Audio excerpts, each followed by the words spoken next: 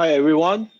I'm Paul Wu, representing the virtual infrastructure team from Singapore University of Social Science to present to you this topic, virtual lab infrastructure, taking e-learning mainstream for lab-based teaching in view of post-COVID-19 new normal. The agenda is for me to briefly review the e-learning trends and then try to elaborate the relevance of this e-learning trends in the particular area of programming, and that's lab-based learning. And with the challenge of COVID-19, what is the heightened e-learning mandate for us to achieve in order to continue to conduct programming and lab-based teaching in e-learning? And that is what the main argument that I want to put forward is that the virtual lab infrastructure is such an essential tool for continuing e-learning development post-COVID-19. And then we present a case study and with the concluding remarks and future work associated with our own experience. The e-learning trends in general covers the technical aspects as well as the pedagogical aspects. In the technology area, gamification, mobile and social media learning, video chunking, learning analytics, MOOC and SPOOC has provided a wide spectrum of tools available for pedagogical innovations. So we have the social media, mobile learning technology that is helping the agenda of collaborative learning, the gamification with heightened motivation for self-directed learning, and the aspects of learning analytics to discover different learning styles that is being used to achieve adaptive learning. And of course, with the MOOC and SPOOC platform and the video chunking, Philip learning can happen. And the case of learning programming is actually very important for computational thinking. And that is the recognition that gradually the digitization and transformation of society leads to the skills to think computationally as well. And these are the three main components of computational thinking, which I'm not going to go into the details, but essentially that involves a lot of the practice aspects and the conceptual aspects of structures and workflow. And of course, using computing not only for the sake of back office operation, but how to engender social transformations. The particular e-learning efforts that has helped computational thinking, there are two, at least we can highlight here, that more can be relevant, but gamification that helps the way that computational thinking to be more motivated and more self-directed. This thanks to the Scratch and robotics efforts that is being integrated into computational thinking. And the other aspects is the video chunking, because it is a skill that computational thinking is expressed through programming. And programming, you need to very much demonstrate the procedural knowledge of how to do programming. So the programming course skills needs more directed learning activities versus like reading, and then more guided versus more thinking, So that's why the lab-based teaching and learning is crucial for computational thinking and teaching programming, all right? And the impacts of COVID-19 is in the area of removing physical contact, movement, and keep people distributed rather than gather in one place. And that is against the lab teaching, the traditional one with the face-to-face class. And then that's why we need to be able to find a way to migrate out of the physical lab space and provide virtual lab infrastructure to provide lab online teaching to be available for e-learning. And the success of MOOC, it has largely achieved it, with the chunkings available and the Zoom adoption recently for synchronous teaching. Basically, we have virtualized the classroom and lectures through the success of MOOC. So that left only one mandate to virtualize the programming lab. And we can look at several success in the MOOC platforms, such as EDX has the micro bachelor degrees in computer science, and the Coursera has even a full-fledged bachelor degree in computer science by University of London. There, if you look behind it, you will find there actually a big ecosystem to provide virtual lab solutions. And then some of these are being adopted there, but it's, again,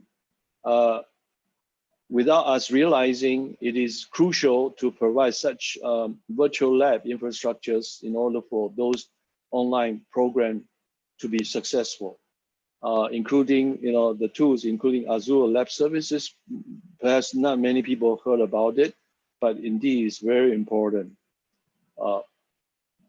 So with our goal to achieve that for Singapore University of Social Science, SUSS, we have reviewed the landscape of these solutions and derived sort of a reference, what we call the model virtual lab infrastructures, where we talk about teacher and lab admin being able to design, schedule, and deploy lab lessons and assessments, and then for students to engage in the stipulated lab learning activities, and also for graders to grade the lab assessment effectively and efficiently. Similarly, for students, they should have a very stable and persistent workspace, remote, and that they can access remotely and conveniently, and to study and the material as well as do lab exercise and take lab assessments. So with these as the criteria, we have go ahead and choose certain technology tools to implement it. And then we also need to go further into the design of the VLI by looking at the computation needed and the software required, the data, the identity and lesson management and budgeting. So all these, in short, is to have that the lab and the admin team to have the instructor and the lab admin team to have some sort of lab playbooks for lab and assignment provisioning and designing.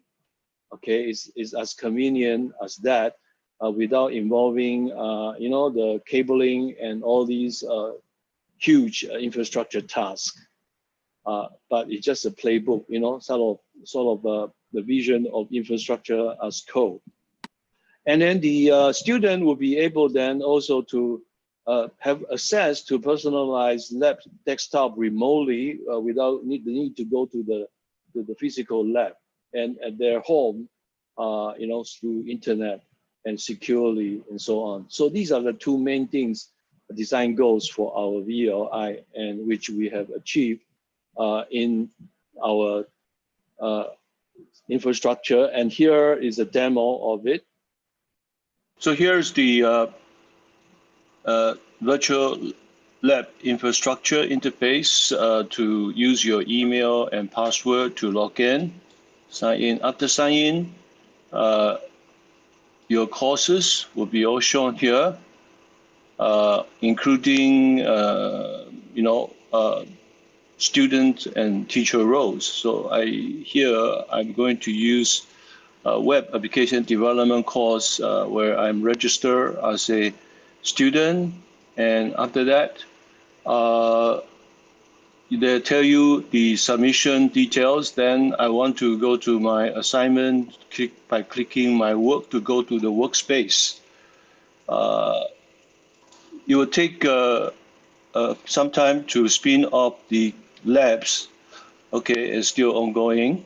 Okay, after a while, this interface shows up, and then you know that there are two modes here. One is the terminal mode. It's like a normal terminal. And then if you click on the directory here, that allows you to upload as well as download file. Most of the work you can do at this space, whereby clicking on it, you are connected to a virtual desktop. That's why I mentioned the ideal configuration, the ideal model for virtual lab infrastructure is personalized virtual desktop. You can also then turn this into a full screen mode, and you will occupy the entire terminal space, and is exactly like a computer running there on your browser on one of the tab there. Okay, so you can operate this virtual desktop using terminal, or you can invoke the IDE. In this case is Visual Studio Code that I'm demonstrating. Of course, if you are doing Python, you may need to also activate the Python environment. And after that, let's say you want to actually run the program, debugging it, so you can go by start to debug. This is a Flask application. So once you have started the web server backend, then you can open up the front end and try to access. And yeah, okay, this is just one of the student assignment which I have done halfway. And other things that you may also want to install besides the IDE and browser. For example, here, Robot 3T is actually a MongoDB GUI where you can access your database. Yeah. Okay. So these are the various NoSQL database with the attributes and value here. Okay. I think that is what we're going to cover on the demo. There are other features like submitting assignments, which you can do using the original front end here. And there are ways that you can submit the submission and for grading and so on. That's all. Okay, so actually the demo was about a fully virtualized cloud through cloud services. And we also have a need to have a hybrid due to the restrictions of the vendor in terms of whether that software can be run on the cloud. So we have a hybrid model where we started with VPN and the VDI gateway to allow the students to remotely access the physical lab in the lab space from their home. And so in that sense, this lab is turned into some sort of lab farm that the student can access virtually also from remote place. So this is a hybrid model in the sense that the physical lab is still running and providing rather than migrated to the cloud. But these two modes are being used in our courses. And the pilot, there are some more details of these pilot here, the sizing of the labs and so on. The technical support, we also have been piloting by providing the user guides and the technical forums and so on. The utilization is concerning the number of courses. There are 4 that is being piloted, 2 level 1 and 2 level 2 courses, and 6 assignments are being deployed, and over 1,000 man-months of usage is being covered in the pilot. The software also, as we see in the demo, including desktop GUI IDEs, database GUI, browser, and the various libraries for web development, for database, and for systems, mail and login, and as well as data scraping and data analytics. Okay. So we would like to conclude that the pilot was conducted with a substantial number of courses and stakeholders, including students, instructors, and technical support team. So it's a comprehensive pilot with all the stakeholders involved. Despite some initial technical glitches, we are able to successfully provide the virtual lab online to the students to do their assignments and do lab learning. And close to 100% of the VLI lab are being used by the students. However, the assessment submission, the lab work is only 50%. So it's not, there's still some room for improvement. So the future work is for us to conduct survey and to further formalize the feedback from the students and the other stakeholders so we can improve the adoptions. And then we will collect students' lab activity data to for analysis and to study whether the VLI lab usage has a positive impact on students' performance. And then we can also use it to improve, maybe certain lesson is the usage rate is low, so we want to improve the adoption rate, and also to increase the student engagement by providing more training and so on, and hopefully the data will show that and show that where the barrier is, and then also for us to conduct intervention for students who can be potentially at risk. And with that, thank you. And here is the corresponding author address. Feel free to send us comment and contact us for further opportunity for collaborations. Thank you very much. Bye. Yes, thank you for your presentation. Is there any questions from the floor?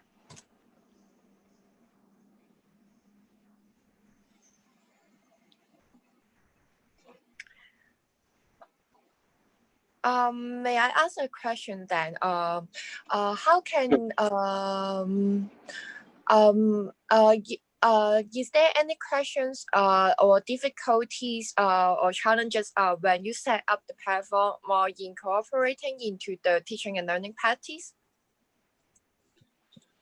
Well, in some sense, it's a mirror of what is being conducted in the physical lab, and the challenges are just to mirror it as realistic as possible using the cloud platform. Okay, it's like moving the face-to-face lectures to online through chunking or Zoom meeting. Okay, it's a similar thing, but for lab exercise. So I will say, your question is about the challenge. Yeah, the challenge is that, in fact, the challenge is because it's new, and then of course the cloud platform may not be too stable at times, as I mentioned at the beginning, but later on we fine-tune the parameter, it becomes smooth running. And eventually the student like to use it because one of the features of this cloud lab is that the teacher can actually log in to the students' workspace and look at it together. You know, they are doing the code debugging together of a certain course. So it's very good for lab work. And even better is that because we coupled it with Zoom, so that when they are doing the debugging, actually the X is being shared. If other students are interested in seeing how a bug is resolved, they can see it firsthand as well. So that is not quite available in the physical lab. So indeed, by virtualizing it, there are some added advantage even to that, as long as they can get over the initial barriers. Yeah. Oh, I see. I guess the initial barriers are some setup costs or equipment, something like that. Okay, there are of course a lot of the barrier in terms of, as I mentioned, what is the right sizing and what is the kind of software. All the model has to be, all the parameters in the model has to be set nicely so that the resource will be sufficient and the budget required is minimalized. All these are part of the so-called new things we need to do. Unlike the, yeah, sorry. I mean, the one of the things naturally to be considered for cloud, any of the cloud service is that it's paid by use. So on one hand, although it's kind of you don't need to have a upfront capital investment, which is usually the selling point of cloud service, but it is not that cheap, if you let the machine running. So you need to properly set it up and properly shut it down for some cases, and also find the right vendor that has the right, offering, with the right price. And all these are being considered in this case study so that it'll be feasible. So even 1,000 man-months of resource are used, it is well within our budget to accommodate. And I think that's not easy. Yeah. Yeah, but after that, we can use the system for a very long time. Yeah, and That's right.